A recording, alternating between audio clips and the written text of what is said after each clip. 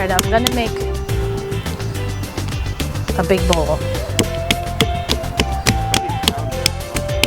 And I'm gonna actually add a little bit more clay. Each one of these, I think when I weighed it just before, was like 5 pounds. 5 pounds each? Maybe a little bit more. And again, I'm not so big on weighing things, but those of you who have watched some videos have said, how much clay are you using? So obviously people want to know, inquiring minds want to know.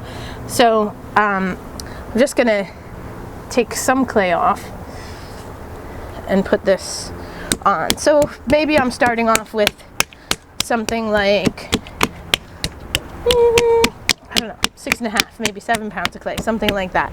And I know that I weighed some big bowls inside, and they weigh about 5 to 5.25 in their finished state, which the glaze will put on weight. And again, same is true, the more that you have it in the middle now, the easier centering this piece of clay is going to be. So I just smack it all around and on the top, give it the wiggle test, make sure it's not going to come off. If you notice, my bat has a little wiggle. I'm going to just see if I can shore it up a little bit with some clay. Okay, so we have the clay as much in the middle as we can get before we even start our centering. I'm going to give myself some water. Again, the position of my hands that I like is like this on the left, pushing in, and you're bracing your elbows on you too as much as you can.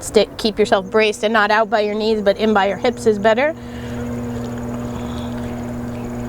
And my right hand is pushing on the top while my left hand is pushing on the side. And now I'm going to bring some of that clay across the top and then down my side.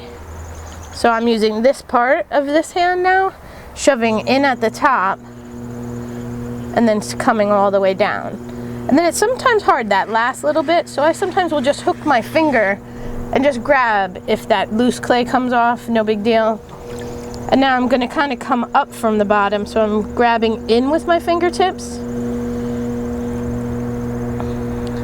My left hand is just supporting on the side, and I'm bringing that clay up. And essentially centering is kind of getting your clay moved around in its shape to then be a circle that doesn't push you around anymore. So you are kind of pushing in from the sides as well as the top in whatever manner works for you to get your clay in the middle. And again, we have this little kick down here, so I'm just going to hold my hand in one spot and try to get rid of that little kick. And now I'm going to widen my base, so I'm going to bring some clay down to that spot, which will fill in.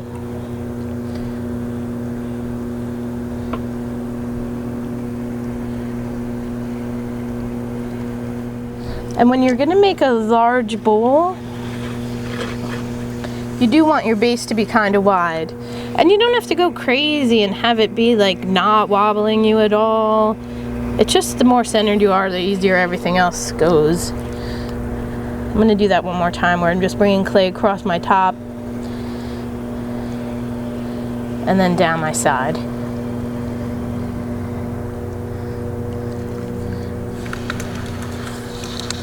And that's good enough.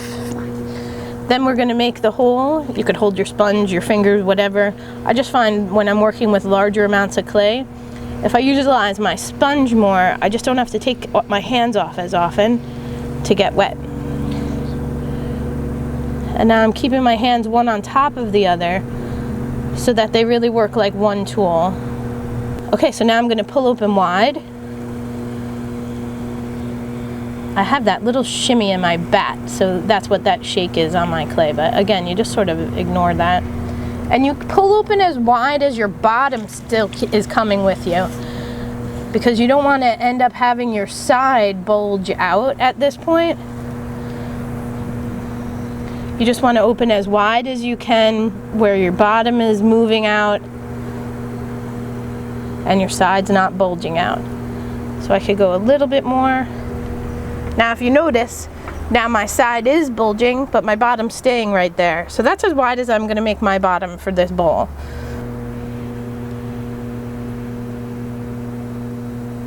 Now I'm gonna set the lip before I go for height. I'm gonna give myself some water. I'm gonna push in down low till I have like a dent of clay there. Gonna move to a moister spot on my sponge again. And now I'm gonna pull up to get the height.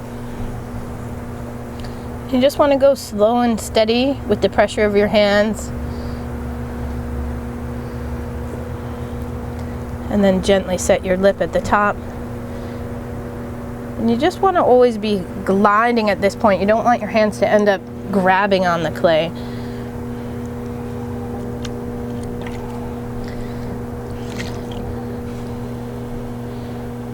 Actually, I'm just going to come across my bottom one last time. I feel like I could feel an air bubble in there. That's a little annoyance. Okay.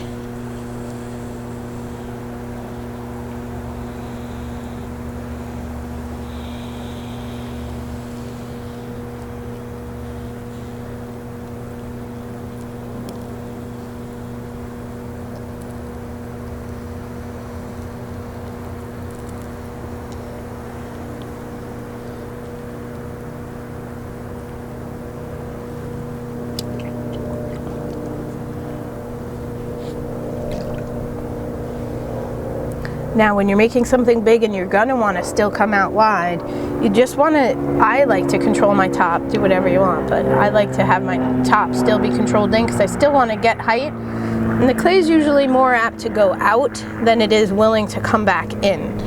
And so we still have so much clay down here that I want to still bring up.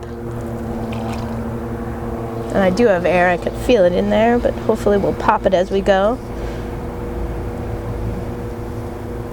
Now as a result, I'm going to actually do a pull-up on the inside of my pot.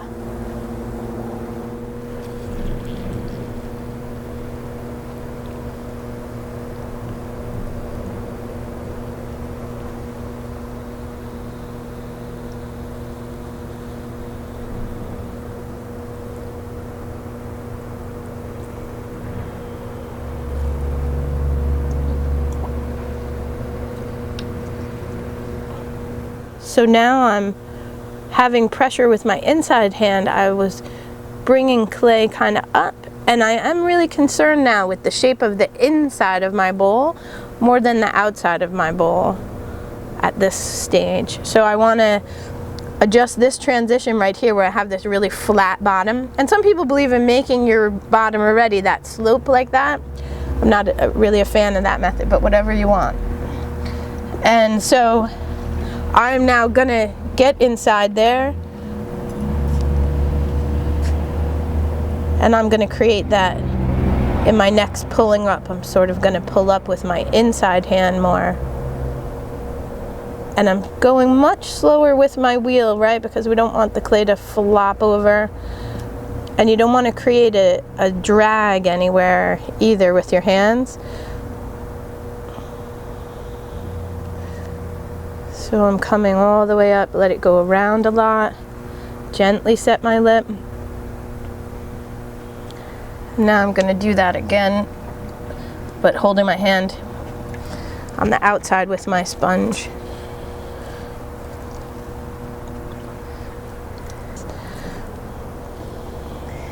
And a little bit of water on my side so I don't drag. But now I'm going to dry up the puddle in there because we don't want our bottom to be weak.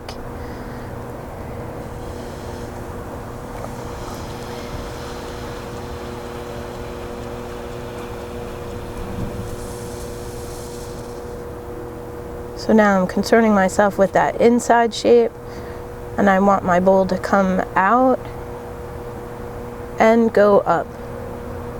So I'm just going slow and steady. My wheel is spinning very slowly now.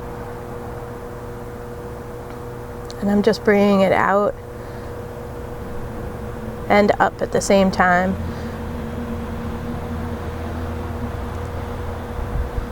And let it go around a few times at your top. Gently set your lip. Get rid of this big blob of clay that came off inside here. And then I switch now to using my rib for that final shaping. So now, again, I'm a big fan of the metal rib, but use whatever you want. I think it more is what you get used to. So I'm going to just fingertips on the outside now. I'm going to go in with my rib right here, right on that part where I want the curve to happen between my floor and my wall. And I'm just gently pressing out with my rib, and my fingertips are on the outside, just giving it support. But everything is really still gliding. I'm bringing it all the way up. And then that mucky clay that you get on there, you just swipe that off, because that'll create drag and friction on your pot too, and sometimes pull it right off. Okay, so I'm just going to come right back down there again.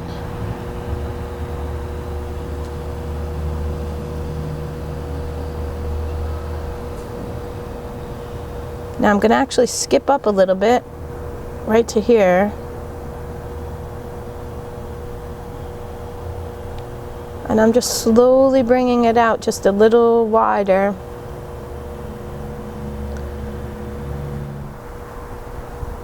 Okay, so again, I've really been keeping my eyes on the inside of my pot, because when I trim this, I could address some outside issues still again. So I'm really getting the inside. And then I do like to have that little swirl in the middle. And then I'm going to slide out faster than my wheel is spinning, essentially. Ooh, I got stuck there a little bit. We've got to... And then I'm just going to dry up the water there that I just made and soften those little lines of a mark for a little bit. And now I'm going to create the rim. So I didn't want to bring the rim out too much until this sort of final part, because it's a lot on the pot to be spinning and deal with that centrifugal force pushing out like that. So I don't want the rim to want to flop over, so it's one of the last things that I do. So I'm going to make a little mark with this finger for where I'm going to bend that lip over. And I'm just going to gently with my fingertips support as I use my rib to just bring an edge to the bowl. Then I'm going to come back in just so that where my lip and my edge meet, that it has a defined point. Not quite there yet, almost.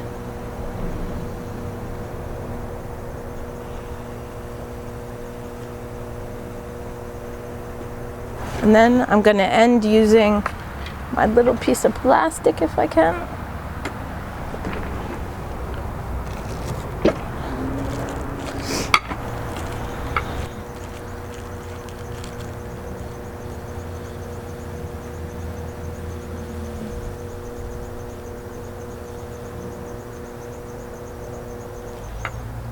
That's it.